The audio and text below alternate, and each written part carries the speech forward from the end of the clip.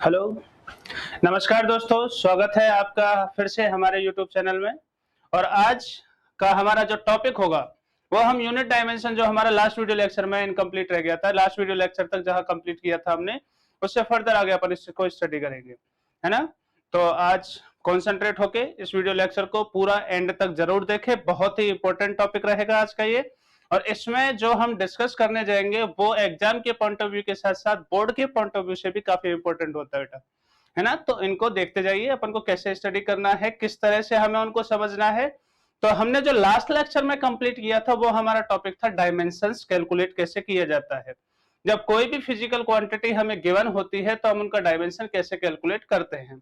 और उसके लिए आपको काफी सारी प्रैक्टिस करनी पड़ेगी, काफी सारी चीजें देखनी पड़ेंगी आपको। छोटी क्लासों में 9th 10th में 8th में जितने भी अभी तक फिजिकल क्वांटिटी आपने स्टडी किए हैं, उन सभी फिजिकल क्वांटिटी का फंडामेंटल फॉर्मूला, उनके फंडामेंटल यूनिट्स, उन सभी को आपको याद करना होगा, उनकी डेफिनेशन याद करनी होगी, उनको लर्न करके आप अप्लाई कर सकते हैं।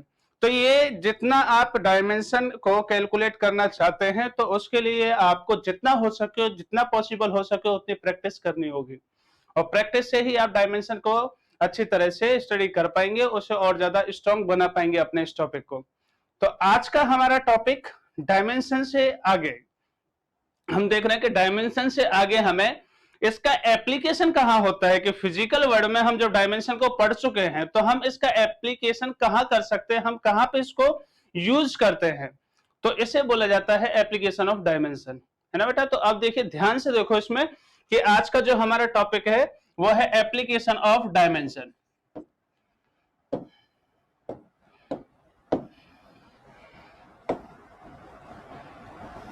आज का टॉपिक है बेटा अपना application of dimension. Application of dimension, ठीक है बेटा। आज का हमारा ये टॉपिक है जिसमें हमें ये स्टडी करना है कि हम डायमेंशंस का यूज कहां कहां कर सकते हैं। तो सबसे पहले मैं इन डायमेंशंस का एप्लीकेशन का यूज बताता हूं कि आप इसकी हेल्प से, डायमेंशन की हेल्प से, जब आपके पास दो या दो से ज्यादा फिजिकल क्वांटिटी दे रखी होती हैं तो आप उनके बीच में रिलेशन को एडजस्ट करा सकते हैं, रिलेशन को डिराइव कर सकते हैं, है ना। To determine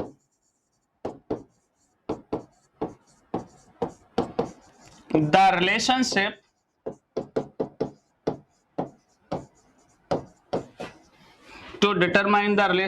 between given physical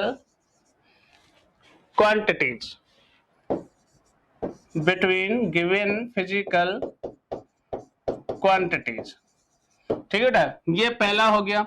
उसके बाद में आपको दूसरा जो है, दूसरा पॉइंट क्या है, क्या स्टडी कर सकते हो, to check the correctness of, to check the correctness of given physical equation। जो भी इक्वेशन आपको दे रखी होगी आप उसकी करेक्टनेस को चेक कर सकते हैं। और तीसरा जो है बेटा आपके पास, to change the physical quantity, to change the physical quantity from one unit system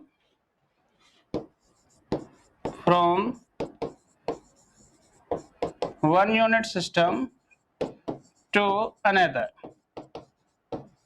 ठीक है बेटा, ये हमारे पास एप्लीकेशन है जो आपको बोर्ड पे दिखाए गए हैं कि हम किसी डायमेंशंस को जब अपन पढ़ चुके हैं तो उनका यूज कहां कर सकते हैं। कि सबसे पहला एप्लीकेशन क्या है कि to determine the relationship between given physical quantities, के जब आपको दो या दो से ज्यादा, टू और मोर फिजिकल क्वांटिटीज गिवन है तो we can determine the relationship, we can derive the relationship between these quantities by the help of dimension.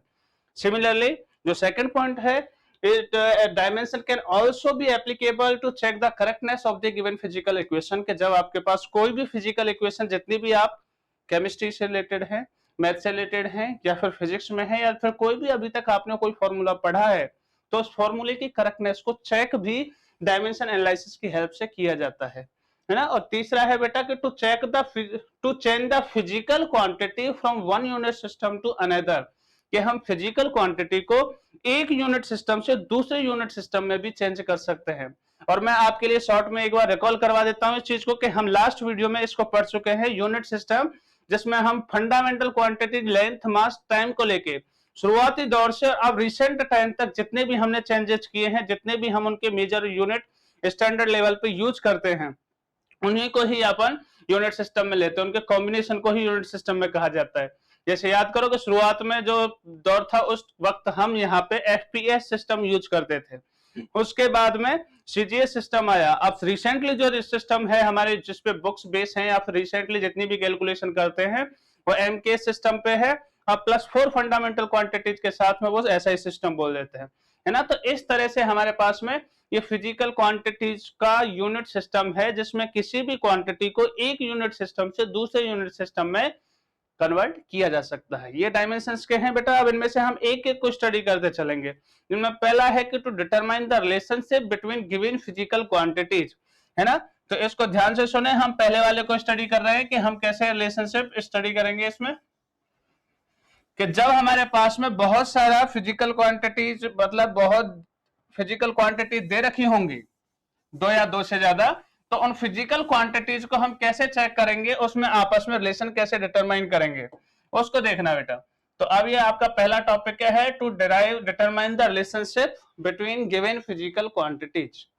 ठीक है, इसमें देखिए बेटा कि मान लेते हैं कि आपके पास फिजिकल क्वांटिटी दे रखी है कई, और उनमें सबसे पहले हमें उनकी डिपेंडेंसी देखनी होती है कि कोई फिजिकल क्वांटिटी किसी और फिजिकल क्वांटिटी पे किस तरह डिपेंड कर रही है।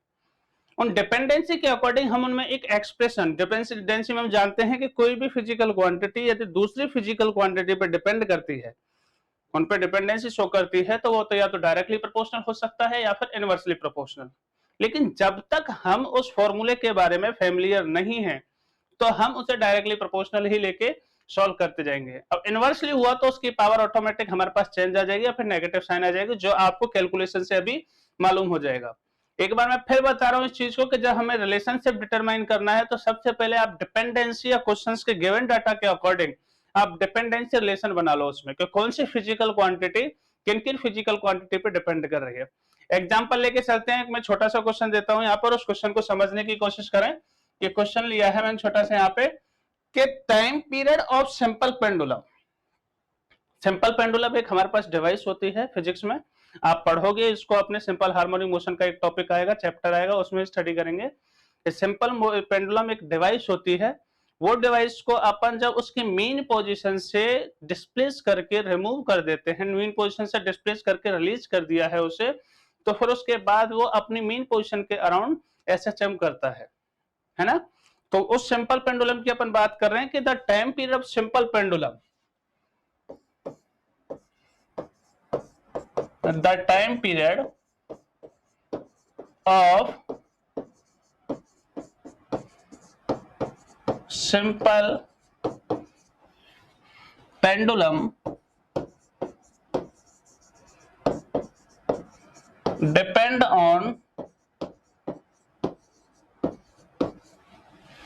depend on its length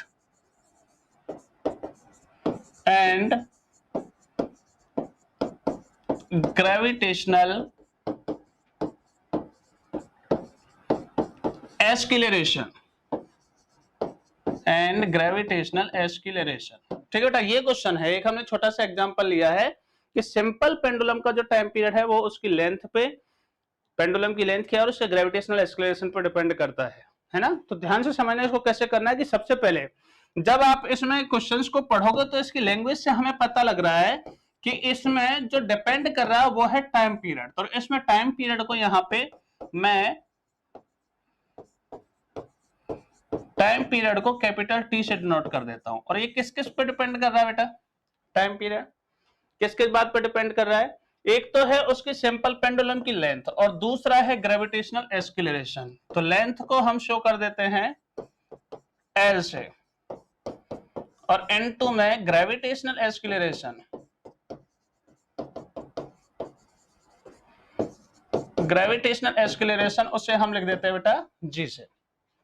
ठीक है, तो आपके पास रिलेशन किस तरह से बन गया, जैसे वो डिपेंडेंसी के अकॉर्डिंग, तो ये L और N2 में G। लेकिन जब हमें पावर्स के बारे में नहीं पता है, क्योंकि फॉर्मूले में पावर्स स्क्वायर भी हो सकती है, क्यूब भी हो सकती है, maybe under root, maybe cube root, कुछ भी हो सकता है पावर, तो उन पावर्स को हम यहाँ पे लैग कर लेते हैं और हमारे इस डिटर्मिनेशन में या फिर रिलेशनशिप को चेक करने में, रिलेशनशिप को डिराइव करने में मेन जो कैलकुलेशन करनी होती है वो हमें इन्हीं पावर्स की ही करनी होती है।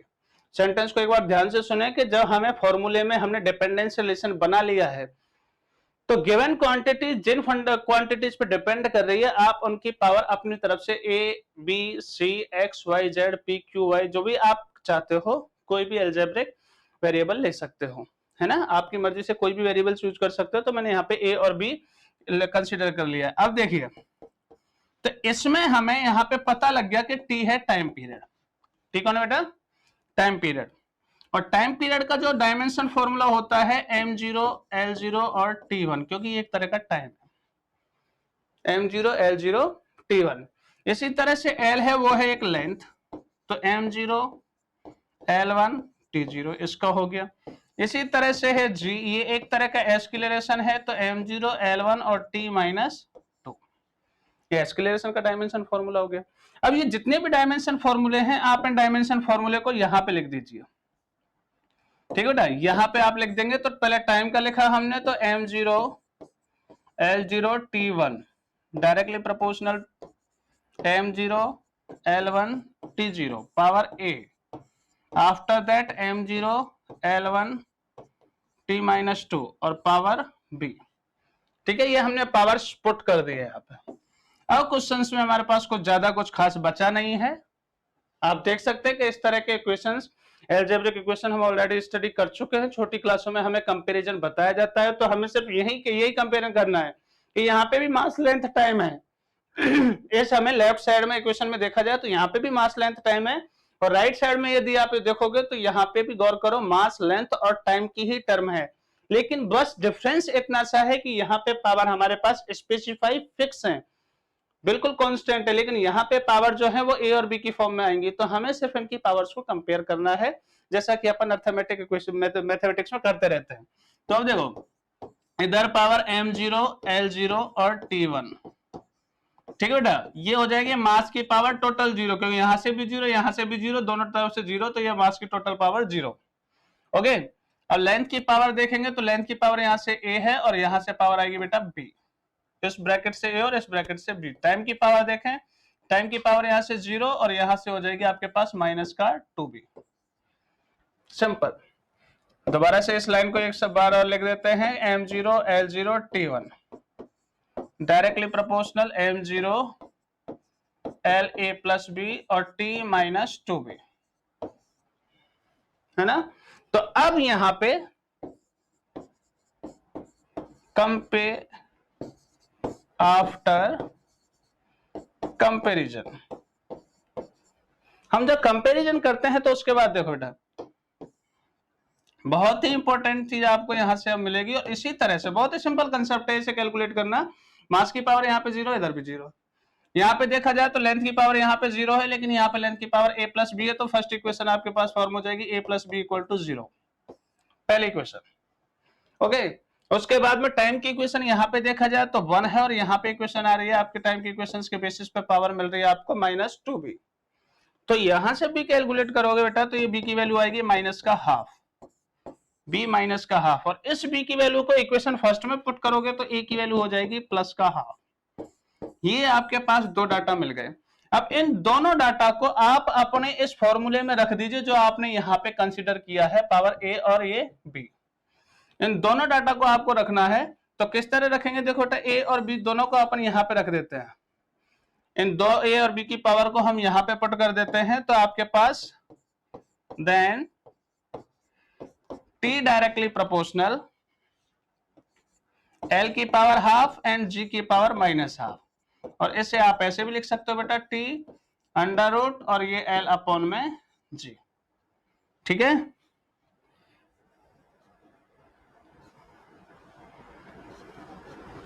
इस तरह से हम इसको सॉल्व कर सकते हैं। ये हमारे पास रिलेशन आ गया फिजिकल क्वांटिटीज में। लेकिन अब प्रॉब्लम ये आती है कि सर ठीक है, आपने हमें यहां तक बता दिया कि हम जब भी फिजिकल क्वांटिटी के बीच में रिलेशन कैलकुलेट करेंगे बाय यूजिंग डायमेंशन एनालिसिस, तो हमें क्या करना है ये आपने हमें बता दिया कि सबसे पहले एक डिपेंडेंसी रिलेशन बनाओ, उसमें राइट हैंड साइड में जितनी भी टर्म है उनकी पावर को आप आर्बिट्ररी कंसीडर कर सकते हैं, ए बी सी जो भी आपको पावर लेनी है। बेसिकली जितनी भी बुक्स होती हैं उनमें एबीसी ही पावर लिया जाता है, लेकिन आप चाहो तो एक्स वाई जेड भी लिख सकते हो, कुछ और भी वेरिएबल चूज कर सकते हो, है ना। ये हो जाएगा सर। उसके बाद में डायमेंशन फॉर्मूला पुट करके हम दोनों साइड को कंपेयर करेंगे और उस कंपैरिजन के बाद में हमें एबीसी या एक्स वाई जेड की वैल्यू मिल जाएगी, तो फॉर्मूले में रिलेशन आ जाएगा। अब रिलेशन जब हमें आ चुका है, यहाँ पे हम फॉर्मूले को डिराइव कर चुके हैं, तो ये कई फॉर्मूले में कांस्टेंट भी यूज होते हैं, लाइक 2 पाई, 4 पाई, हाफ, 0.36, 2.303, इस तरह के जब किसी फॉर्मूले में आ जाते हैं। एग्जाम्पल मैं आपको बता देता हूं कि आपके पास एग्जाम्पल पहला, जैसे काइनेटिक एनर्जी का फॉर्मूला है हाफ एम वी स्क्वायर। तो चलो यहाँ पे मास और वेलोसिटी तो फंडामेंटल मास और वेलोसिटी तो फिजिकल क्वांटिटीज हैं, लेकिन हाफ इसका कोई डायमेंशन फॉर्मूला नहीं होता, क्योंकि हाफ एक नंबर है, इसका कोई डायमेंशन फॉर्मूला नहीं है। तो जब आप इस डायमेंशन एनालिसिस की हेल्प से काइनेटिक एनर्जी का फॉर्मूला डिराइव करने की कोशिश करोगे, तो इसमें आप हाफ को डिटरमाइन नहीं कर पाओगे। तो इस वजह से जितने भी कांस्टेंट यूज होते हैं, कांस्टेंट कौन कौन हो सकते हैं बेटा, कोई एक नंबर हो सकता है, या फिर पाई हो सकता है, या फिर ई हो सकता है, या 2.303 कुछ भी हो सकता है। इन कांस्टेंट को हम इनसे डिराइव नहीं कर सकते, डायमेंशन एनालिसिस की हेल्प से इसे डिटरमाइन नहीं किया जा सकता। यानी कि जिन फॉर्मूले में ये टर्म आती हैं उनको अपन डिटरमाइन नहीं कर सकते। ये पहला डिसएडवांटेज है, आप इसे डिमेरिट्स या डिसएडवांटेज के तौर पे भी याद रख सकते हो कि डायमेंशन एनालिसिस में रिलेशनशिप डिराइव करते हैं, तो उसमें पहला डिसएडवांटेज ये है। दूसरा डिसएडवांटेज क्या है कि बेटा ट्रिग्नोमेट्रिक रेशियो जो होते हैं, लॉगरिथमिक टर्म जो हैं, एक्सपोनेंशियल टर्म जो हैं, जो फॉर्मूले में काम में आती है, तो हम उनको भी डायमेंशन एनालिसिस की हेल्प से डिराइव नहीं कर सकते हैं। और कौन कौन होते हैं बेटा वो, एक तो होता है ट्रिग्नोमेट्रिक रेशियो, ट्रिग्नोमेट्रिक रेशियो,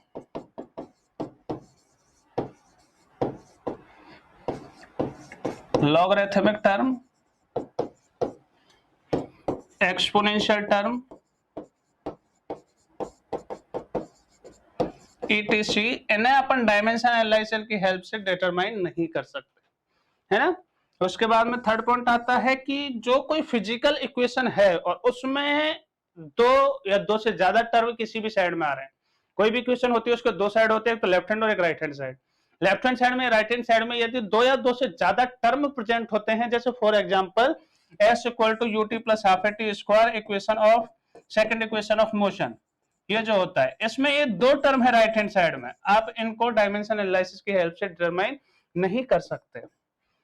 सिर्फ दोनों तरफ एक एक ही टर्म होती है तो अपन इसको अप्लाई कर सकते हैं। तो इस तरह से हमारे पास कुछ डिमेरिट्स होती हैं जब अपन किसी भी डायमेंशन एनालिसिस को यूज करके किसी भी फिजिकल क्वांटिटी जो गिवन होती है उनके बीच में रिलेशनशिप डिटरमाइन करते हैं, तो हमें इन चीजों का ध्यान रखना होता है, और ये आप जाकर भी कैलकुलेट नहीं कर सकते, है ना बेटा। तो इनका ध्यान रखना आप। ये हमारा फर्स्ट पॉइंट हो चुका है। मैं एक बार फिर बता देता हूं कि हमारा जो आज की क्लास में हमने स्टार्ट किया था, तो एप्लीकेशन ऑफ डायमेंशन या डायमेंशन एनालिसिस, जिसमें आपको 3 यूजेज बताए थे कि हम उसे 3 पॉइंट पर यूज कर सकते हैं, जिनमें पहला टू डिराइव द या to determine the relationship between given physical quantity, जिसका हमने कैलकुलेशन किस तरह से करना है और उसके कुछ डिसएडवांटेज। इस पे एक छोटा सा न्यूमेरिकल और लेके चलते हैं, उसको देखना बेटा। क्वेश्चन ये है अगला कि फोर्स ऑन ए पार्टिकल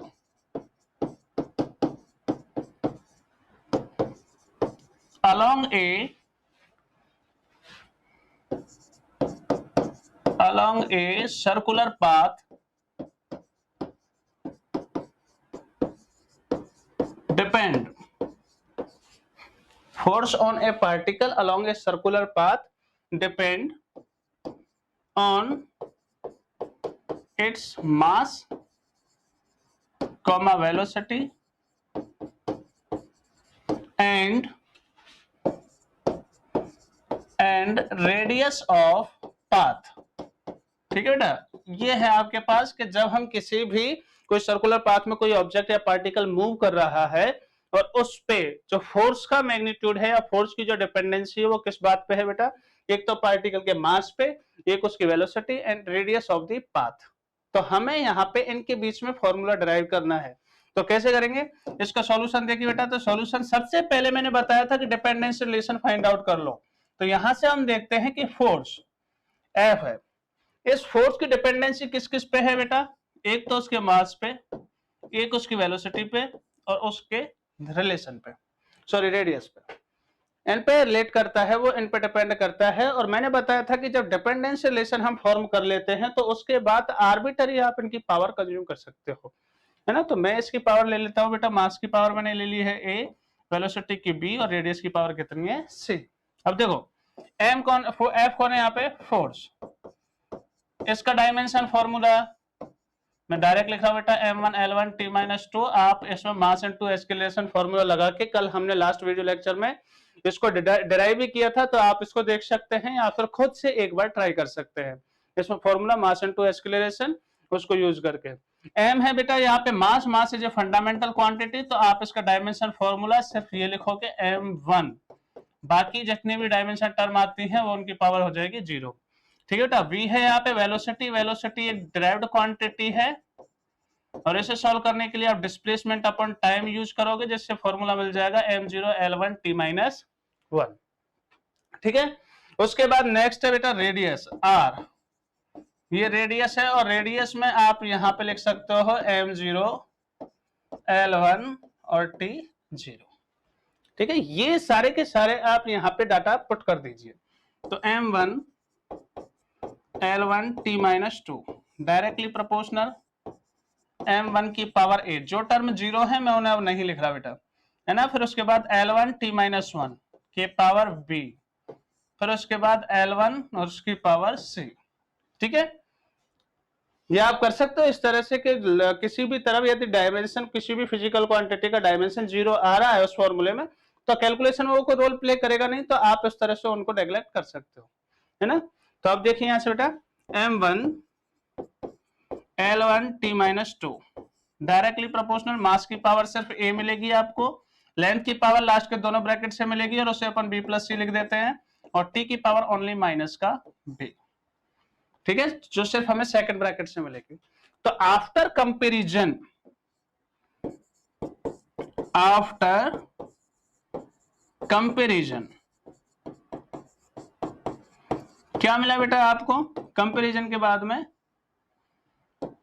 कि यहां से इस टर्म से सॉल्व करके देखते हैं। तो इस जगह पे मास की पावर है आपके पास a, यहां पे मास की पावर a है लेकिन यहां पे है 1, तो a इक्वल टू 1 पहला डाटा, a इक्वल टू 1 जो पावर हमें कैलकुलेट करनी है, तो उसमें फर्स्ट पॉइंट मिल गया, a इक्वल टू 1 आया है। पर उसके बाद टाइम की पावर देखो, यहाँ पे सिर्फ सिंगल वेरिएबल है b, और b इक्वल टू किसको हो जाएगा, कंपेरिजन करोगे तो माइनस b इक्वल टू -2 के होगा, तो b इक्वल टू आ जाएगा 2 के, माइनस से माइनस कैंसिल आउट। और सिमिलरली अब तीसरा करते हैं, तो यहाँ पे लेंथ की पावर है b प्लस सी, और b प्लस सी और इधर पावर है 1, तो b plus C equal to 1। ठीक है, तो अब देखिए b की वैल्यू है हमारे पास यहाँ पे 2, तो 2 प्लस सी इक्वल टू 1, तो c इक्वल टू आ जाएगा बेटा -1।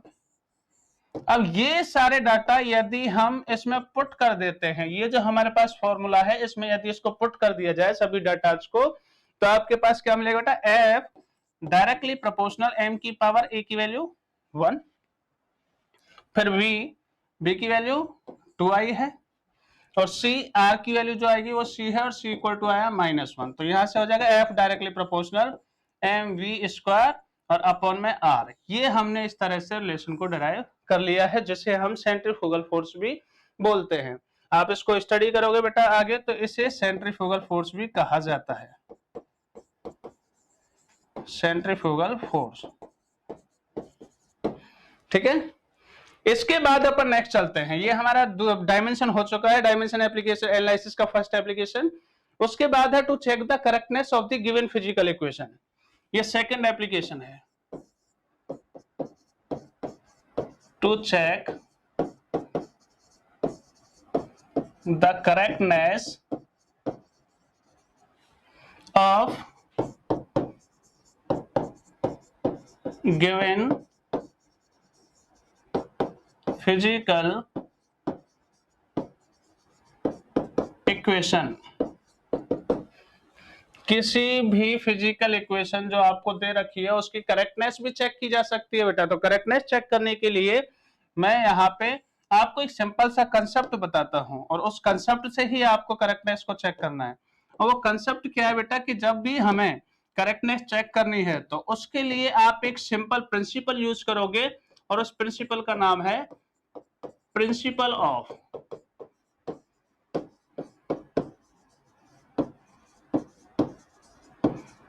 होमोजेनिटी। ये आपको प्रिंसिपल यूज करना है और इसी की हेल्प से अपन बताएंगे, है ना। करेक्टनेस चेक करनी है तो सबसे पहले मैं बता देता हूं बेटा, आप माइंड में सेट करोगे कि किसी भी गिवन इक्वेशन की डायमेंशन एनालिसिस की हेल्प से करेक्टनेस चेक करनी है तो प्रिंसिपल ऑफ होमोजेनिटी सबसे पहले आपके माइंड में स्ट्राइक करना चाहिए। और इसको जब आप देखोगे तो ये क्या कहता है, इसके स्टेटमेंट पे देना है और स्टेटमेंट को ही फॉलो करना है हमें। According to this principle, according to this principle, each term in given equation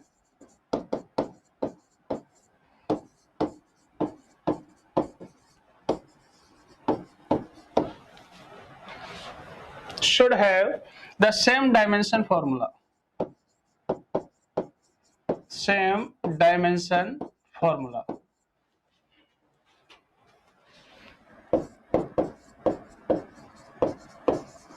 ठीक है बेटा, ये है सेम डायमेंशन फॉर्मूला। तो हमें यही देखना है कि प्रिंसिपल ऑफ होमोजेनिटी क्या कह रहा है कि हमारे पास जो फिजिकल इक्वेशन है उसमें कितने टर्म काम में आ रहे हैं। जितने भी टर्म काम में आ रहे हैं उसमें हर टर्म का डायमेंशन फॉर्मूला सेम होना चाहिए।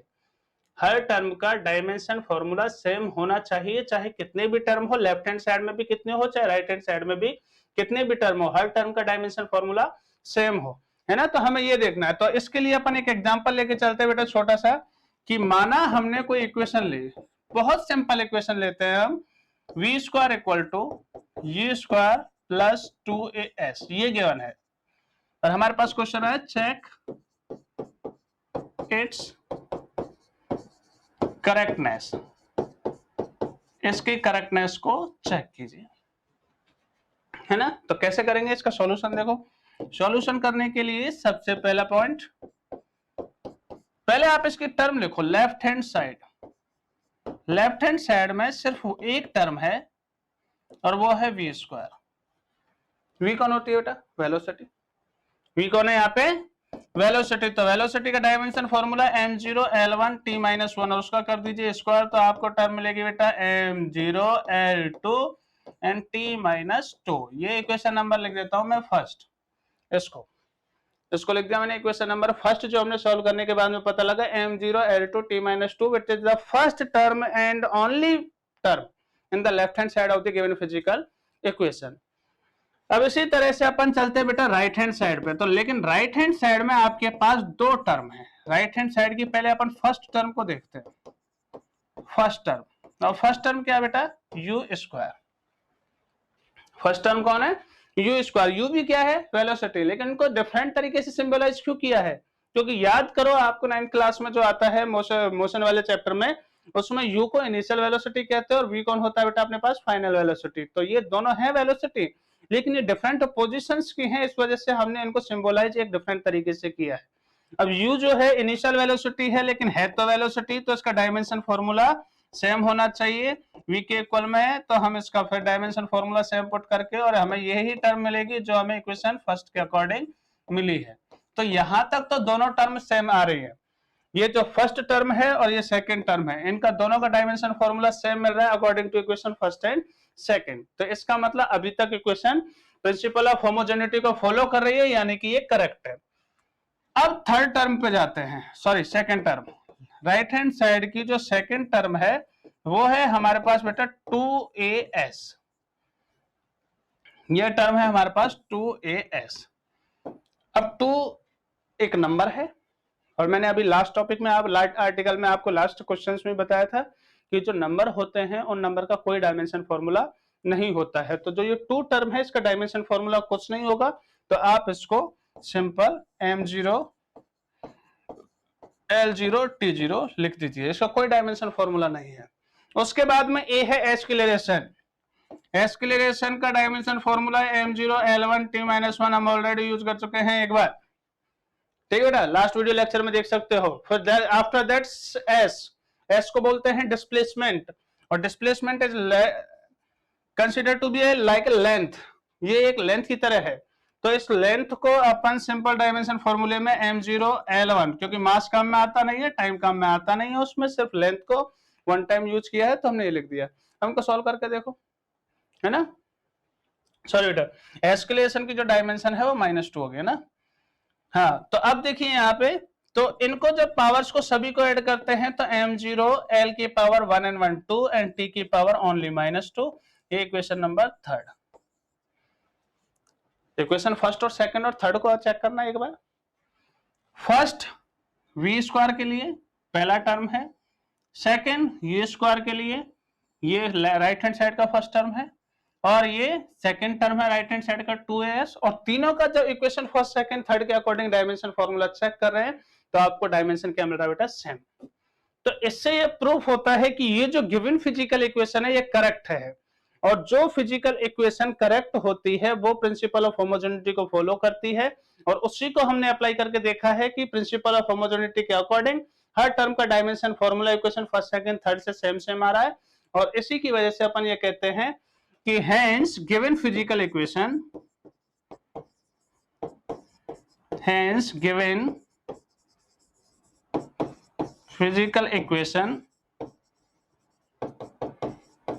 is correct, hence given physical equation is correct, क्योंकि ये डायमेंशन फॉर्मूले को प्रिंसिपल ऑफ होमोजेनिटी को फॉलो कर रही है ना। अब इसके बाद अपन एक एग्जांपल लेके चलेंगे सिंपल सा, उसके बाद नेक्स्ट टॉपिक पे चलेंगे। सेकंड एग्जांपल देखो बेटा, सेकंड एग्जांपल क्या है कि चेक द करेक्टनेस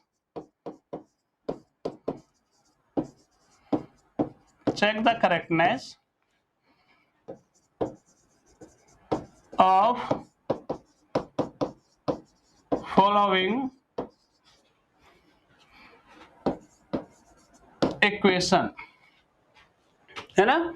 और वो इक्वेशन क्या है बेटा, आपके पास है equation W = mgh plus ½ mv², ये इक्वेशन है।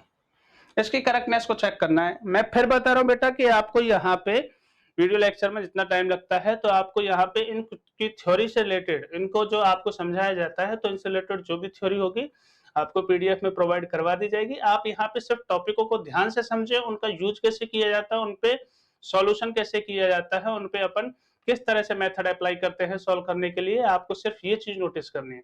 उसके बाद प्रैक्टिस करेंगे, और प्रैक्टिस में यदि किसी तरह की प्रॉब्लम आती है तो आप अपने डाउट्स, क्वेरी, सारी चीजें आप हमारे साथ शेयर कर सकते हैं। अब देखो बेटा, अपन डायमेंशन एनालिसिस में जब अपन सेकंड पॉइंट पे चल रहे हैं, करेक्टनेस पे चल रहे हैं, तो उसके लिए सेकंड एग्जांपल लिया हमने W = mgh प्लस ½ mv²। अब इसको जब सॉल्व करने बैठे तो सॉल्यूशन देखो बेटा, इसका सॉल्यूशन देखो कि फर्स्ट टर्म जब अपन आते हैं उसी की तरह से करेंगे कि लेफ्ट हैंड साइड में हमारे पास जो फर्स्ट टर्म है वो है बेटा W, और W को क्या कहते हैं हम, वर्क। W को क्या कहते हैं हम, वर्क। और वर्क के लिए डायमेंशन फॉर्मूला हम यहाँ पे कैलकुलेट कर लेते हैं। W का फॉर्मूला होता है फोर्स इंटू डिस्प्लेसमेंट। फोर्स का आपने लिखा था कि m1 L1 T-2, और डिस्प्लेसमेंट का होता है बेटा L1। तो यहां से सॉल्व करने के बाद m1 L2 और T-2, ये लो। कौन कहता है डायमेंशन फॉर्मूला निकालना टफ होता है? सिंपल से फॉर्मूला हम ऑलरेडी पढ़ चुके हैं, work equal to force into displacement. Force का हम जानते हैं डायमेंशन फॉर्मूला, डिस्प्लेसमेंट का लेंथ है वो भी लिख दिया हमने, जो अभी तक यूज करते आए हैं, दोनों को यूज किया तो m1L2 और t-2 आ गया आपके पास। ठीक है, तो ये डायमेंशन फॉर्मूला सीधा आ जाएगा आपके पास m1L2 and t-2। Okay, equation number first. ठीक है, अब उसके बाद जैसे अपन राइट हैंड साइड में चलते हैं, तो राइट हैंड साइड में हमारे पास दो टर्म है, तो हम सबसे पहले फर्स्ट टर्म पे एनालिसिस करेंगे। और फर्स्ट टर्म क्या है बेटा आपके पास, m, g और h। फर्स्ट टर्म कौन है, m, g और h। देखो ये देखा इक्वेशन में, तो m है मास। ठीक है, मास का डायमेंशन फॉर्मूला लिखो, जानते हैं सर, हम यूज कर चुके हैं इस बार, एक बार मास का होगा सिर्फ m1, लेंथ और टाइम यूज नहीं हो रहा है तो हमने उसको नहीं लिखा है। जी के बाद जी कौन है यहाँ पे, ग्रेविटेशनल एक्सीलरेशन। जी ग्रेविटेशनल एक्सीलरेशन है सर, इसको लिख देते हैं अपन यहाँ पे L1 और t-2, एक्सीलरेशन का हमें मालूम है सर। और h है हाइट, हाइट भी क्या एक तरह का लेंथ है, लेंथ का डायमेंशन फॉर्मूला होता है L1, तो उसको अपन L1 लिख देते हैं। ये आ जाएगा फिर m1 L2 और t-2, और ये इक्वेशन नंबर सेकंड, ये इक्वेशन नंबर सेकंड हो गया। ठीक है, उसके बाद में जब अपन राइट हैंड साइड में एक टर्म और है आपके पास, सेकंड टर्म, सेकंड टर्म, और वो है बेटा हाफ mv²। ध्यान से सुनना है इसको, ये सेकंड टर्म है, इसमें पहला जो कॉन्सेप्ट आ रहा है आपके पास, पहली जो टर्म आ रही है वो हाफ है, और हाफ का कोई डायमेंशन फॉर्मूला नहीं होता क्योंकि वो एक नंबर है, तो हम यहाँ पे हाफ का डायमेंशन फॉर्मूला नहीं लिखेंगे, m0 L0 t0 लिख देते हैं सर। अब फिर आप कहोगे सर आपने तो कहा था कि जो डायमेंशन फॉर्मूला जीरो रखता है, पावर उसकी जीरो होती है किसी फिजिकल क्वांटिटी के डायमेंशन फॉर्मूले में, तो उसको मत लिखो, उससे आप नोट डाउन ही क्यों कर रहे हो बार बार। लेकिन यहाँ पे हाफ को स्पेशलाइज करने के लिए, ताकि आपको ये लगे कि तीन टर्म काम में आ रही हैं, तो उसमें पहली टर्म का डायमेंशन फॉर्मूला जीरो है क्योंकि ये कांस्टेंट है। इस वजह से यहाँ पे नोट किया गया है बेटा, मास का अपन m1 लिख देते हैं सिंपल, और फिर वेलोसिटी है तो L1 t-2 का होल स्क्वायर हो जाए, सॉरी t-1 का होल स्क्वायर हो जाएगा। मैं इसको इरेज कर देता हूं एक बार, ठीक है बेटा, t-1 का होल स्क्वायर। अब देखो आप इसको सॉल्व करो तो मास का तो m1 हो जाएगा, यहां से स्क्वायर करने के बाद पावर L2 और फिर t की power -2, equation number third. From the all these three equations it is clear that the given physical equation follow the principle of homogeneity, according to which the each term in the equation should have the same dimension formula, which is clear from these equation. That's why this equation is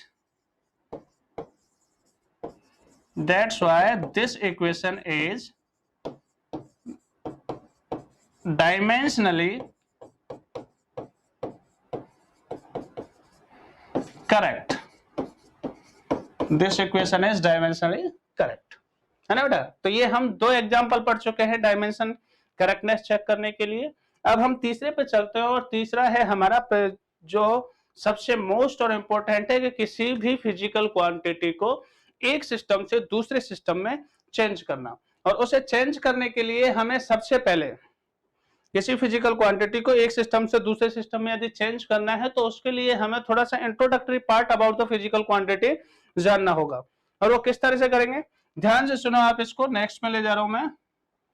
पहले मैं उस heading को नहीं लिख रहा हूं, पहले मैं आपको बताता हूं कि फिजिकल क्वांटिटीज में चेंज करना है तो इंट्रोडक्टरी पार्ट है कौन सा जो हमें पढ़ना है, मेनली उसके बारे में इंट्रोडक्शन हमें आना चाहिए।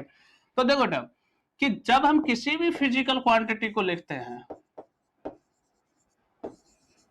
फिजिकल क्वांटिटी, और उसको मान लिया मैंने Q, किसी भी फिजिकल क्वांटिटी को हम लिखते हैं तो उसे लिखने के लिए हमें एक तो चाहिए बेटा उसकी न्यूमेरिकल वैल्यू, एक चाहिए होती है हमें उसकी न्यूमेरिकल वैल्यू n, और एक चाहिए होता है उसका यूनिट,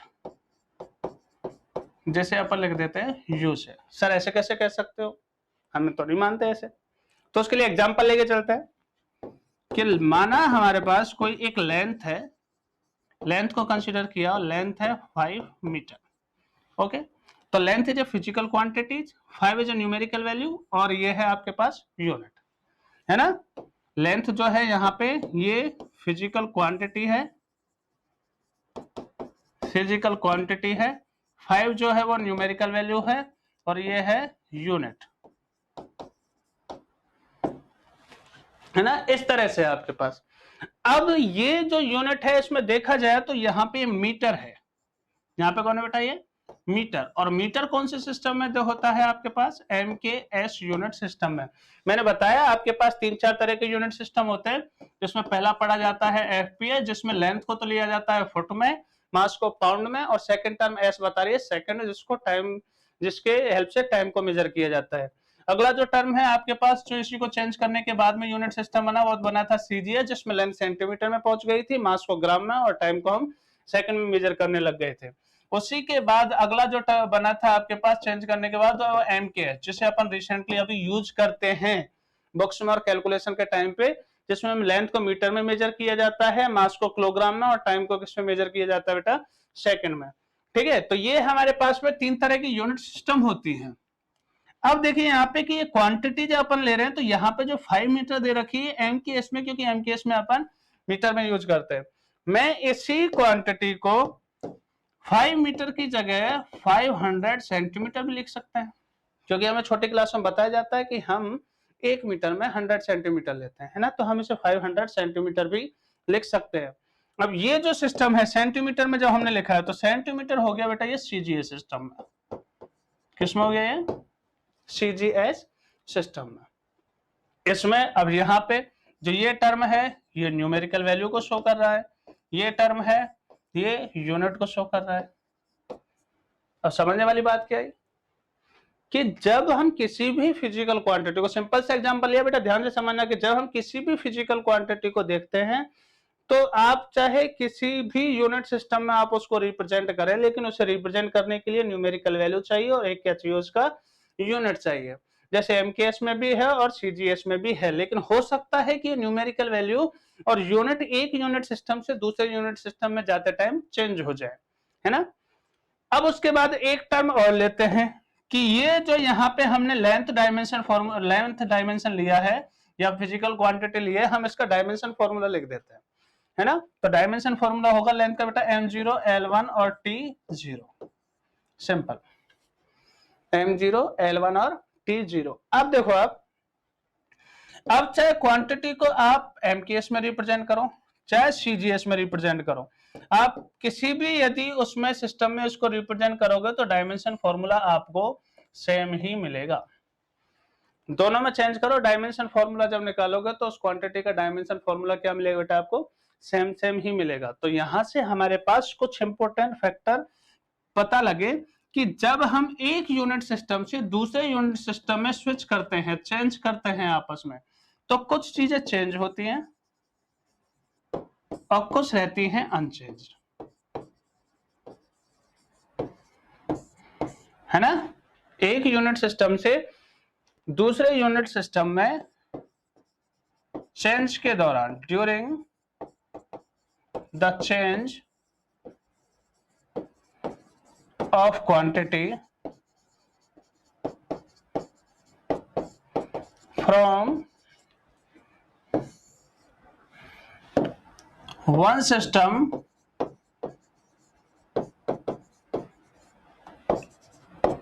to another, एक यूनिट सिस्टम से दूसरे यूनिट सिस्टम में जाएंगे तो कौन कौन सी चीजें चेंज रहेंगी और कौन सी अनचेंज रहेंगी। तो इसमें पहला आता है जो चेंज होता है, देखो बेटा ध्यान से समझते जाओ। यहाँ पे जब हम एक यूनिट सिस्टम से दूसरे यूनिट सिस्टम में जा रहे हैं तो न्यूमेरिकल वैल्यू चेंज हो रही है, 5 से 500 हो गया, है ना। तो सबसे पहले जो चेंज होने वाली चीज है वो है न्यूमेरिकल वैल्यू। आप जब फिजिकल यूनिट सिस्टम चेंज करोगे तो न्यूमेरिकल वैल्यू उसका मस्ट है कि वो चेंज होगा ही होगा। उसके साथ में दूसरा क्या दिख रहा है, आप खुद बता सकते हो, दूसरा कौन चेंज हो रहा है बेटा इसके साथ, यूनिट, है ना। न्यूमेरिकल वैल्यू चेंज होती है, न्यूमेरिकल वैल्यू के चेंज के साथ साथ उसमें यूनिट भी चेंज होता है। लेकिन जैसे ही अपन अनचेंज क्वांटिटी की बात करते हैं तो एक तो उसमें खुद क्वांटिटी, खुद जो क्वांटिटी है वो चेंज नहीं होती, और दूसरा ऐसा नहीं है कि अपन एमके सिस्टम में क्वांटिटी को मेजर कर रहे हैं लेंथ में और सीजीएस सिस्टम में वो क्वांटिटी जाते जाते किसमें बन जाए, क्या बन जाती है, मास बन जाए या फिर फोर्स बन जाए, फिर या एस्केलेशन हो जाए। ऐसा कभी नहीं होता है। आप चाहे किसी भी यूनिट सिस्टम में क्वांटिटी को पढ़ें, वो फिजिकल क्वांटिटी सेम रहती है ना। तो फिजिकल क्वांटिटी इटसेल्फ ये चेंज नहीं होती है बेटा।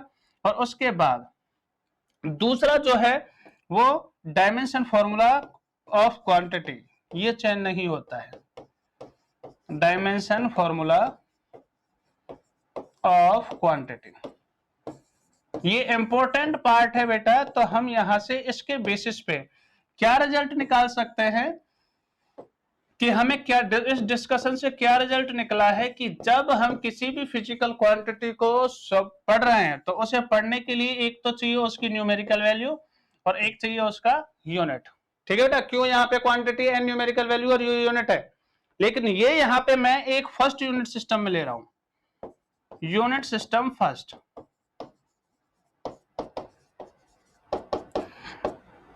ठीक है, ये फर्स्ट यूनिट सिस्टम में ले रहे हैं अपन इसको, तो इस वजह से मैं इसे n1 कंसीडर कर लेता हूं और इसे क्या कंसीडर कर लेता हूं, u1। लेकिन यहां से देखा जाए तो मान लेते हैं कि इस क्वांटिटी का डायमेंशन फॉर्मूला इसमें ma, lb और tc है, लेकिन दिक्कत क्या आएगी कि यूनिट सिस्टम फर्स्ट है, तो यहां पे हो सकता है मास को हम किसी और में मेजर करें। चलो मैं थोड़ा सा बाद में डिस्कस करूंगा इसको, आगे देखते हैं। अब मैं यदि दूसरे यूनिट सिस्टम में जाऊं तो इसको मैं n2 यूनिट u2 मान लेता हूं, ये हो गया आपके पास unit system second, unit system second. ठीक है बेटा, अब यहां पे भी डायमेंशन फॉर्मूला मैंने बताया था कि चेंज नहीं होता है, ma, lb और tc ही रहेगा। यदि मैं यूनिवर्सल जनरल फॉर्मूला यदि कोई डिराइव करना चाह रहा हूं तो एबीसी माना, अदरवाइज हर फिजिकल क्वांटिटी का डायमेंशन फॉर्मूला या तो नहीं होता है या फिर होता है तो फिक्स होता है ना। अब देखो ए बी सी आपके पास यहाँ पे हमने कंसीडर किया, लेकिन दिक्कत क्या है कि चलो n1 से n2 चेंज कर दिया जैसे हमें पता है कि न्यूमेरिकल वैल्यू चेंज होती है, u1 से u2 चेंज कर दिया जैसे हमें पता है कि यूनिट चेंज होती है, डायमेंशन फॉर्मूला चेंज नहीं होता है तो हमने एबीसी पावर यहाँ पे तो एबीसी पावर वहां पे लिया। लेकिन दिक्कत क्या है, दिक्कत ये है कि यहाँ पे डायमेंशन फॉर्मूले में मास को सपोज केजी में अपन मेजर कर रहे हैं तो वहां पे अपन केजी थोड़ा ना चलेगा, वहां पे तो हो सकता है कि वो ग्राम में मेजर हो रहा हो। तो इस वजह से हम यहाँ पे 1 रिप्रेजेंट कर देंगे corresponding to unit system first और वहां पे 2, जिसे इस सिमिलरली लेंथ हो सकता है यहाँ पे हम मीटर में मेजर कर रहे हैं, वहां पे सेंटीमीटर में चल रहा हो, या फिर यहाँ पे टाइम को अपन सेकंड में यूज कर रहे हैं, वहां पे कोई मिनट में मेजर कर रहा हो या सेकंड में हो। तो अलग अलग यूनिट सिस्टम में ये अलग अलग चेंज हो सकते हैं, है ना। तो हमारे पास क्या आ जाएगा बेटा रिजल्ट, हेंस मैं ऐसे लिख सकता हूं क्यू, इस वाली इक्वेशन से। पहले मैं इसको शो कर रहा हूं कि यहां से हमें पता लगा कि Q डायरेक्टली प्रोपोर्शनल किसके हो गया बेटा, NU के, क्योंकि हम लिख रहे हैं कि Q इक्वल टू जो होता है वो N1 U1 भी होता है और इक्वल टू होता है N2 U2 हर यूनिट सिस्टम में चेंज करने के बाद, यानी कि Q इक्वल टू किसके हो गया, NU के, या फिर आप ऐसा कहो कि NU इक्वल टू किसके हो जाएगा फिर, कांस्टेंट के।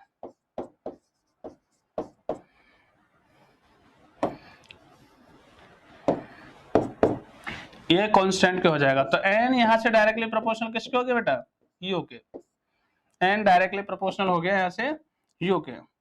इसका मतलब ये u इनवर्सली प्रोपोर्शनल किसके, n के। यानी कि यदि आप एक यूनिट सिस्टम में n की वैल्यू को इंक्रीज करते हो या न्यूमेरिकल वैल्यू आप यदि ये बढ़ाते हो तो u की वैल्यू ऑटोमेटिक कम हो जाएगी। जैसे इसमें देखो आपने ये एग्जांपल जो लिया है अभी, इस एग्जांपल में देखिए बेटा,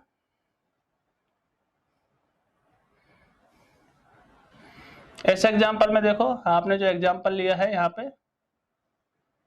ये रहा कि इस एग्जांपल में ये लेंथ जो 5 मीटर में है तो यहाँ पे न्यूमेरिकल वैल्यू 5 और वहां पे ये यूनिट है मीटर, लेकिन दूसरी की जगह जा रहे हैं तो न्यूमेरिकल वैल्यू बढ़ गई, 500 से 500 कर दी, लेकिन यूनिट है जो मीटर से सेंटीमीटर पहुंच गया वो कम हो गया है। तो इस तरह से न्यूमेरिकल वैल्यू और यूनिट जो है एक दूसरे के रेसिप्रोकल होती हैं, यदि आप इनको चेंज करोगे तो ये आपस में चेंज हो जाती है ना बेटा, ये इस तरह से चेंज हो जाती है। ठीक है, अब देखो, और n की वैल्यू यदि आप डिक्रीज करते हो तो u की वैल्यू ऑटोमेटिक इंक्रीज हो जाएगी। ठीक है, और दूसरा कंक्लूजन क्या निकला है कि यदि मैं q को हर यूनिट सिस्टम में लिखूं तो n1 और यूनिट की जगह पे अपन लिख सकते हैं बेटा m1a, l1b और t1c, ये सिस्टम फर्स्ट है, और इसको अपन n2 और यूनिट की जगह पे यहाँ पे लिखो तो m2a, l2b और t2c, ये सिस्टम सेकंड है, सिस्टम फर्स्ट और सिस्टम सेकंड है ना। यूनिट सिस्टम फर्स्ट और सेकंड हो जाते हैं हमारे पास। और हम जानते हैं कि n1 equal to n1 u1 equal to n2 u2 के होता है। तो इस लाइन को अपन यहाँ पे पुट कर देते हैं। तो n1 इक्वल टू आपके पास हो जाएगा n2 m2a l2b और t2c अपॉन में m1a l1a और t1c l1b आएगा बेटा, है ना। यहाँ पे ये जो पावर है ये b आएगी l1b, ये आपके पास हो गया बेटा। अब देखो इससे आप इसको ऐसे भी सॉल्व कर सकते हो, आप इसको इस तरह से भी रिप्रेजेंट कर सकते हो कि n2 equal to n1 equal to sorry n2 और n2 में m2 अपॉन में m1 पावर a, n2 में l2 अपॉन में l1 पावर b और n2 में t2 अपॉन में t1 और पावर c। ये इस तरह से इसको रिप्रेजेंट किया जा सकता है। ठीक है बेटा, ये हमारे पास जो ये फॉर्मूला मिला है, ये जो आपके फॉर्मूला हमने लिखा है, इसको हम दूसरे फॉर्मेट में ऐसे भी लिख सकते हैं जो यूज करते हैं। तो n2 इक्वल टू अपन इसे n1 n2 में m1 अपॉन में m2 की पावर a n2 में l1 अपॉन में l2 की पावर b n2 में t1 अपॉन में t2 की पावर c, ये भी लिखा जा सकता है बेटा इस फॉर्मूले को। ठीक है, ये भी लिख सकते हैं हम। तो ये जो आपने दोनों फॉर्मूले लिखे हैं, तो इन दोनों फॉर्मूले की हेल्प से आप किसी भी फिजिकल क्वांटिटी को दूसरी फिजिकल क्वांटिटी किसी फिजिकल क्वांटिटी को एक यूनिट सिस्टम से दूसरी फिजिकल क्वांटिटी में आप चेंज कर सकते हो, है ना। दूसरे यूनिट सिस्टम में चेंज कर सकते हो। एक यूनिट सिस्टम से दूसरे यूनिट सिस्टम में चेंज करने के लिए आपको ये जो एक्सप्रेशन हमने डिराइव की है इनको अप्लाई करना पड़ेगा, इनको अच्छी तरह से अंडरस्टैंड करना पड़ेगा। लेकिन समझने के लिए मैं छोटा सा एग्जांपल देता हूं आपको यहाँ पर, कि समझने के लिए आपको देखो करना क्या है कि सपोज करो कि आपको जो बहुत पॉपुलर एग्जांपल है, ये मोस्टली सभी बुकों में मिल जाता है कि 1 न्यूटन इक्वल टू कितने डाइन होते हैं। मैं बता दूं बेटा, ये न्यूटन है, ये फोर्स की क्वांटिटी है इन एमकेएस सिस्टम। किसमें है ये? एमकेएस में। और जो डाइन है ये भी फोर्स की यूनिट है, लेकिन ये जो है इसे मेजर किया जाता है सीजीएस सिस्टम में। डाइन भी एक फोर्स की यूनिट है, जैसे अपन सीजीएस में मेजर करते हैं, और न्यूटन को एमकेएस में मेजर किया जाता है, न्यूटन एमकेएस सिस्टम में होता है। तो हमें ये कैलकुलेट करना है कि एमकेएस से जब सीजीएस में फोर्स को कन्वर्ट करें तो 1 न्यूटन में कितने डाइन होते हैं। तो आपको अच्छी तरह पता है बेटा कि यहाँ पे जो पहला यूनिट सिस्टम है, यूनिट सिस्टम फर्स्ट जो है वो है एमकेएस। और ध्यान बस ये रखना है कि आपको जिस सिस्टम से चेंज करना है, यानी कि जिस सिस्टम में आपको डाटा दे रखा है, उस सिस्टम के सारे डाटा को आप 1 1 1 मान लो, ताकि आपको n1 m1 l1 और t1 की वैल्यू मिल जाती है ना। तो यूनिट सिस्टम फर्स्ट है, तो इसमें आप सारे डाटा को 1 1 1 मान लेते हैं। तो देखो यहां से आपको न्यूमेरिकल वैल्यू जो है n1 दे रखी है, तो n1 की वैल्यू बेटा 1, तो न्यूमेरिकल वैल्यू आपको दे रखी है, वो डाटा ये रहा n1 1 है।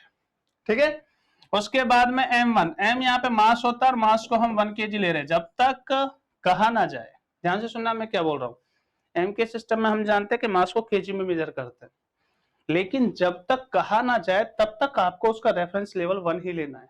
कई क्वेश्चनों में उस रेफरेंस लेवल को बोल देगा कि आप तो m के इस जो सिस्टम ले रहे हो उसमें मास को आप रेफरेंस लेवल पे 3 kg या फिर 500 ग्राम या फिर 250 ग्राम मान के चलो, वो आपको दे देगा। आपको डाटा में आपको गिवन होगा इस चीज को, जब तक कहा ना जाए तब तक आप रेफरेंस लेवल 1 ही मान के चलेंगे। इसी तरह से L1 m के सिस्टम में लेंथ होता है मीटर में, लेकिन कहा नहीं जा रहा तो रेफरेंस लेवल 1। Very good. ऐसे T1 है आपके पास, T सेकंड में मेजर करना है, लेकिन जब तक कहा नहीं जा रहा है तब तक रेफरेंस लेवल 1 सेकंड होगा। अब यूनिट सिस्टम जिसमें हमें चेंज करना है, वो यूनिट सिस्टम सेकंड जो है, यूनिट सिस्टम सेकंड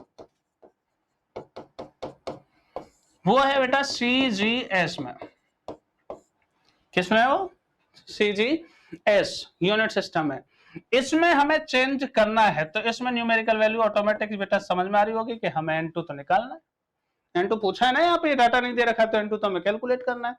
अब रही इसके M2, जिसमें पूछा है उसको सारे डाटा को आप 2 में ही लोगे, उसका M2, L2 और T2 इस तरह से उसको हमने अलग से 2 की टर्म में सिंबलाइज कर दिया है, इसका सफिक्स 2 है। ठीक है, अब M2 है, M2 यहाँ पे मास, और हमें पता है कि सीजीएस सिस्टम में मास को ग्राम में मेजर किया जाता है, लेकिन फिर वही बात, जब तक कहा ना जाए तब तक रेफरेंस लेवल 1 ग्राम। इसी तरह से लेंथ जो है उसे सेंटीमीटर में मेजर किया जाता है, लेकिन जब तक कहा ना जाए तब तक उसको क्या लेना है, 1 सेंटीमीटर। इसी तरह से जो टाइम है उसे सेकंड में अपन मेजर करते हैं, लेकिन जब तक कहा ना जाए तब तक रेफरेंस लेवल 1 सेकंड। ये हमने डाटा पुट कर दिया। अब हमें फॉर्मूला यूज करना है और उस फॉर्मूले की हेल्प से अब कैलकुलेशन करनी है। तो एज वी नो, सब जानते हैं कि N2 equal to N1 M1 upon में M2 की पावर A इनटू में L1 अपॉन में L2 की पावर B इनटू में T1 अपॉन में T2 की पावर C। ये हो गया सिंपल। अब यहां से देखो कि N2, तो N1 तो है आपके पास 1, यहां पे लिख दो 1 kg, M1 जो है आपके पास 1 kg और ये है आपके पास 1 ग्राम। ठीक है, अब बात बेटा एक और रह गई आपसे डिस्कस करने वाली, एक बात और रह गई यहाँ पे कि चलो हम सर फॉर्मूला यूज तो करेंगे, उसमें एबीसी कौन है, एबीसी क्या है।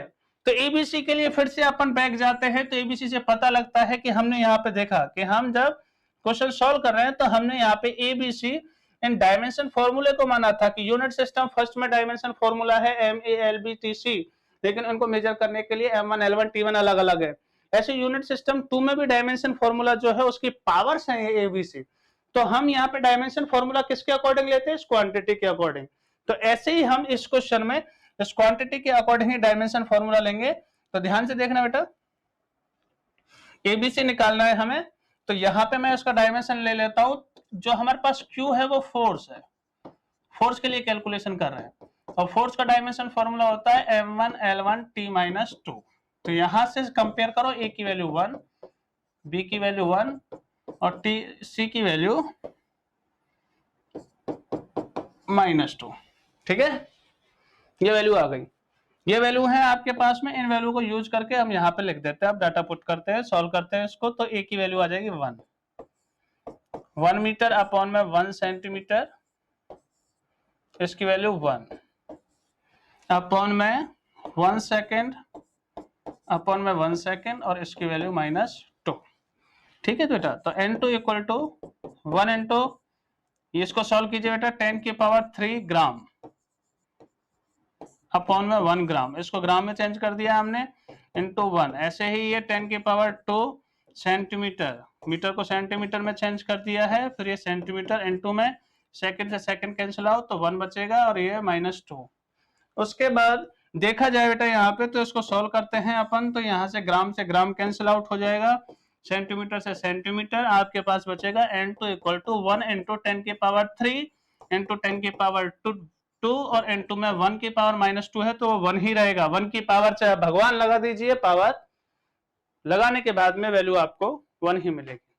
1 पे चाहे पावर कितनी भी लगी हो, नेगेटिव हो पॉजिटिव हो, लाख हो करोड़ हो, कितने भी हो, लेकिन आपको वैल्यू 1 ही मिलेगी। तो सिर्फ यहाँ पे सॉल्व करने के बाद में N2 की वैल्यू 5 आ गई। तो आपको क्या आंसर मिला बेटा, इससे ये पता लगा आपके पास में कि जब हम 1 न्यूटन इक्वल टू कैलकुलेट कर रहे हैं, 1 न्यूटन इक्वल टू कैलकुलेट कर रहे हैं, तो हमें यहाँ पे 1 न्यूटन इक्वल टू 10 की पावर 5 डाइन आंसर मिलता है। ठीक है, 1 न्यूटन इक्वल टू 10 की पावर 5 डाइन, ये है आपके पास डाटा। इस तरह से जो आपको ये समझाया गया है, मैं फिर बता रहा हूं कि इसे आप वीडियो को पॉज करके रिवाइंड करके वीडियो को आप इसमें इंपॉर्टेंट डाटा को लिख सकते हैं अपने हाथों से। जब तक अपने हाथों से नहीं लिखोगे, एक दो क्वेश्चंस की प्रैक्टिस नहीं करोगे, चीजें समझ में नहीं आएंगी। और चीजों को यदि अच्छी तरह से समझना है, आपको चीजों को देखना है, तो इन्हें प्रैक्टिस करो ज्यादा से ज्यादा बेटा। और कोई भी यदि क्वेरीज होती है, बार बार आपको कहा जाता है, कोई भी क्वेरी है, कोई भी डाउट है, तो आप हमारे साथ कमेंट बॉक्स से शेयर कर सकते हैं और क्वेश्चंस को पिक के साथ या किसी भी तरह से भेज के, और कि सर हमें ये डाउट समझ में नहीं आ रहा है, आपको यहाँ से सॉल्यूशन बताया जाएगा, है ना। बस आप रेगुलरली वीडियोस को देखते रहें, उनको सुनते रहें, ध्यान से उनको समझते रहें।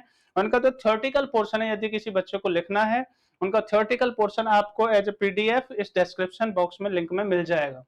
अब आप इनको देखते रहें, तो जितना इजी तरीके से इसको समझाया है, उसमें सिर्फ ध्यान रखने वाली बात यह है कि जो डाटा आपको गिवन है, जिस यूनिट सिस्टम में गिवन है, उस पूरे डाटा को आप यहाँ पे इस फॉर्मूले का अकॉर्डिंग 1 1 1 1 दे दीजिए बस। और जो डाटा आपसे पूछा गया है, जिस यूनिट सिस्टम में पूछा गया है, उसमें उस डाटा को सभी को आप 2 2 2 कंसीडर कर लीजिए। जैसे कैलकुलेशन, बिना कैलकुलेशन किए मैं एक एग्जांपल और लेके चलता हूं। इसमें एक एग्जांपल लेते हैं। जैसे सपोज करो आपके पास यूनिट, किसी यूनिट सिस्टम में वैल्यू दे रखी है 1 जूल। जूल वर्क की यूनिट होती है बेटा, है ना। आप इसको चेंज करो, पता नहीं कौन सा यूनिट सिस्टम है, लेकिन उस यूनिट सिस्टम में, चलो इसको सीजीएस में चेंज कर लेते हैं अभी। ये छोटा सा एग्जांपल है, आपकी बुकों में मिल जाएगा। दूसरा एग्जांपल है, इसमें देखो ये एमकेएस में, ये एमकेएस में, तो एमकेएस के हिसाब से डाटा मिलेगा आपको n1 equal to 1, numerical value 1 दे रखी है। एमकेएस में मास को लेना है 1 kg, कहा नहीं जा रहा है, लेंथ को लेना है 1 मीटर और टाइम को लेना है 1 सेकेंड, ठीक है। और ये जो है यहाँ पे सीजीएस डाटा है जिसमें पूछा है, आस्किंग यूनिट सिस्टम है, इसमें आपको n2 कैलकुलेट करना है, तो इसी के करस्पॉन्डिंग आप इसमें m2, l2 और t2 लेंगे। लेकिन ध्यान से देखते जाएं कि m2 मास जो होता है सीजीएस सिस्टम में वो ग्राम में होता है, और जब तक कहा नहीं जा रहा है तो रेफरेंस लेवल पे हम उसे 1 न्यूमेरिकल वैल्यू मान के चलेंगे। इसी तरह से लेंथ के लिए आ जाएगा 1 सेंटीमीटर, और इसी तरह से टाइम के लिए 1 सेकेंड, ठीक है। ये पहला क्वेश्चन हो गया, ये पहला क्वेश्चन है। इसी तरह से ये दूसरा एग्जांपल देखते हैं कि यूनिट सिस्टम है आपके पास 1, यूनिट सिस्टम जो फर्स्ट है वो इस तरह से कि 2 kg 5 सेंटीमीटर और 10 मिनट, है ना। ये पहला यूनिट सिस्टम है। और दूसरा यूनिट सिस्टम जो है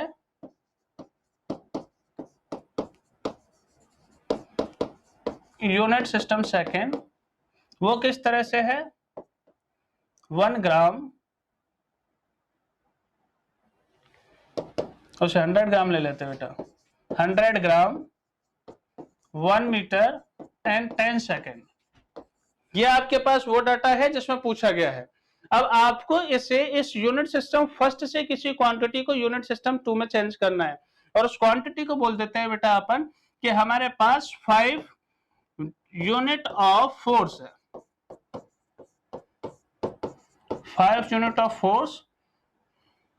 इसको कन्वर्ट करना है हमें from system first to second. अब इसको सॉल्व करने के लिए मैंने अभी बताया आपको कि जो यूनिट सिस्टम दे रखा है उस यूनिट सिस्टम के डाटा को आप 1 से रिप्रेजेंट करें। तो पहले तो आपके पास जो यूनिट सिस्टम फर्स्ट है उसको यहां लिखे कि यूनिट सिस्टम फर्स्ट है, उसमें अपन कैलकुलेशन नहीं करेंगे, अपन को सिर्फ डाटा समझने की, अंडरस्टैंड करनी है कैसे अपन न्यूमेरिकल परफॉर्म कर सकते हैं, क्योंकि ये कंपटीशन के पॉइंट ऑफ व्यू से भी बहुत इंपॉर्टेंट होता है। कोई ना कोई क्वेश्चन किसी न किसी बेसिस पे पूछ लिया जाता है। तो यूनिट सिस्टम जो फर्स्ट है उसमें आपको यहाँ पे सबसे पहले बेटा जो न्यूमेरिकल वैल्यू दे रखी है वो है 5 यूनिट, तो आप n1 की वैल्यू आपको गिवन है। और जो यूनिट है आपके पास वो है फोर्स, यूनिट है आपके पास फोर्स, और फोर्स का फंडामेंटल डायमेंशन फॉर्मूला होता है बेटा m1 L1 T-2। तो यहां से हम A, B और C की वैल्यू फाइंड आउट कर लेंगे, ये हमारे पास तीनों आ जाएंगे। फोर्स जो दे रखी है यूनिट, उससे हमें ये सारी चीजें मिल जाएंगी। अब ये यूनिट सिस्टम फर्स्ट में आपको n1 न्यूमेरिकल वैल्यू 5 दे रखी है। अब L1, M1 और T1 इनकी वैल्यू आपको निकालनी है, इनकी वैल्यू देखनी है। तो देखो यहाँ पे ऑटोमेटिक डाटा में दे रखा है कि यूनिट सिस्टम फर्स्ट में आपको मास है वो रेफरेंस लेवल 2 kg लेना है। अब पहले की तरह नहीं है कि नहीं कहा जा रहा है, तब तक हम उसे रेफरेंस लेवल 1 मान लेते हैं। अब यहाँ पे बोर्ड रखा है तो आप यहाँ पे इसका रेफरेंस लेवल 2 kg ही लेके चलोगे, सिर्फ इसी वजह से इस क्वेश्चन को दिया है ना। उसके बाद में जो लेंथ है आपको 5 सेंटीमीटर लेनी है, और टाइम आपको दे रखा है यहाँ पे 10 मिनट, 10 मिनट है ये। और यूनिट सिस्टम सेकंड में जाते हैं अपन, यूनिट सिस्टम सेकेंड। इस यूनिट सिस्टम में सेकंड में आपको numerical value n2 find out करनी है, लेकिन उसी के करस्पॉन्डिंग m2 l2 और t2 जब आप देखोगे और उसी के करस्पॉन्डिंग m2 l2 t2 आप जब देखोगे तो उसमें देखिए बेटा, ये आपको डाटा में दे रखे हैं, ये आपको डाटा में क्या दे रखे हैं कि आपको यहाँ पे जो m2 है वो 100 ग्राम लेना है, 100 ग्राम है, ये L2 है वो 1 मीटर है और टाइम है वो 1 सेकेंड है। ठीक है, सारी चीजें आपके पास मिल गई हैं। अब आप इसमें फॉर्मूला अप्लाई कर दो, तो फॉर्मूला अप्लाई जो करेंगे तो हमारे पास होता है n2 इक्वल टू n1, फिर ये m1 अपॉन में m2 पावर a n2 में l1 अपॉन में l2 पावर b n2 में t1 अपॉन में t2 और पावर c। ठीक है, ये डाटा हमारे पास है, तो इन डाटा को अपन एक बार पुट कर देते हैं। 5 इंटू ये है आपके पास बेटा 2 kg, यूनिट के साथ में लिखना है क्योंकि बाद में इनको कंपेयर किया जा सके कि ये कैंसिल आउट होंगे या नहीं होंगे। इनटू में 1, ऐसे ही आपके पास 5 सेंटीमीटर अपॉन में 1 मीटर और इसकी भी पावर 1 और इनटू में बेटा ये 10 मिनट अपॉन में 10 सेकेंड और इसकी पावर माइनस का 2। इसको आपको चेंज करना होगा, ये चेंज करने पड़ेंगे। और क्यों चेंज करने होंगे तो इसमें ध्यान से सुनते जाओ कि यहाँ पे n2 इक्वल टू 5 इंटू ये kg है, तो kg को अपन पहले ग्राम में कन्वर्ट कर लेते हैं, तो आपके पास डाटा ये ग्राम से ग्राम कैंसिल आउट। इस वजह से जब इस फॉर्मूले में आप कन्वर्जन वाले फॉर्मूले में डाटा पुट करो तो उसे विद यूनिट पुट करना है, ताकि आप कंपेयर कर सको कि कैंसिल आउट होंगे या नहीं होंगे। देखो लास्ट जो हमने क्वेश्चन किया था उसमें सेकंड आ रहा था टाइम के लिए, तो कैंसिल आउट हो गया, बाकी यहाँ पे सब चेंज करना पड़ रहा था। अब इस वाले क्वेश्चन में टाइम को भी हमने वेरिएबल ले लिया है, टाइम को भी अपन स्टैंडर्ड लेवल पे कुछ और लेके चल रहे हैं। इसी तरह से 5 सेंटीमीटर है, उसे तो सेंटीमीटर रहने दो, कोई दिक्कत नहीं है, उसे 5 सेंटीमीटर ही लेने दो, लेकिन नीचे इसे कर दो 100, 1 मीटर इक्वल टू 100 सेंटीमीटर।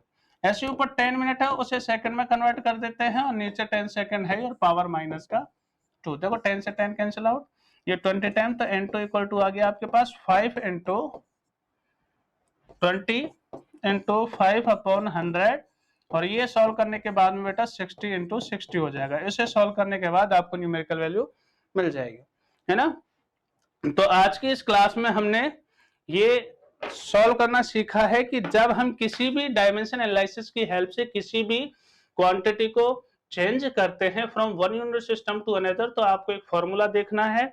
उसके बाद में मैंने आपको 4 तरह के क्वांटिटी वेरिएबल भी बताए हैं, टर्म भी बताए हैं कि कौन चेंज होता है और कौन चेंज नहीं होता।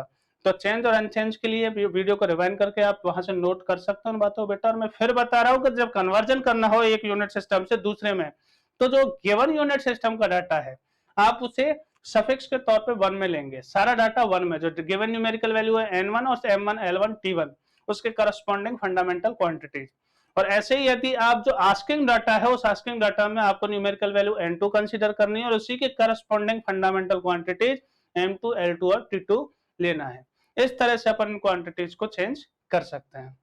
बाकी क्लास अपन इसके आगे डिस्कस करेंगे। आप डायमेंशन एनालिसिस को एक बार वीडियो को अच्छे तरीके से और देखें। यदि कोई पॉइंट समझ में नहीं आता है, किसी पॉइंट पे आपको डिस्टरबेंस होता है, कहीं पे आपको डाउट या क्वेरी डेवलप होती है, तो आप एक बार उसको कमेंट बॉक्स में लिख के शेयर कर सकते हैं हमारे साथ, उसको समझें। और फिर एक बार बेटा बता दें कि आपको किसी भी तरह का यदि कोई नोट्स प्रिपेयर करना है तो उससे रिलेटेड आपको वीडियो में एक इसके डिस्क्रिप्शन बॉक्स में एक पीडीएफ का लिंक सेंड कर दिया जाएगा, आप उसमें से उसका नोट्स प्रिपेयर कर सकते हैं।